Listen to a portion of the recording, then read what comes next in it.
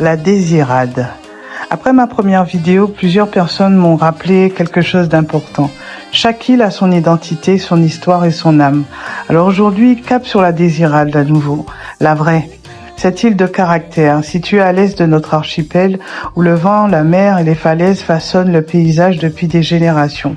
Une île où beaucoup d'habitants disent encore qu'ils vont sur le continent lorsqu'ils rejoignent la Grande Terre ou la Basse Terre. Une expression qui raconte à elle seule la singularité de la vie désiradienne. La désirade, ce sont des pêcheurs. Ce sont aussi ces cabris en liberté, ces plages sauvages, ces éoliennes tournées vers l'Atlantique et cette tranquillité que l'on ne retrouve nulle part ailleurs.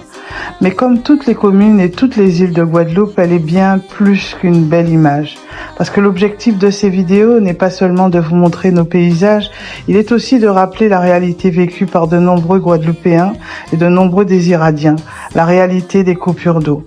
Une réalité qui ne fait pas toujours la une sur les réseaux sociaux, mais qui touche pourtant les familles, les enfants, les travailleurs et les aînés, sans compter les sargasses.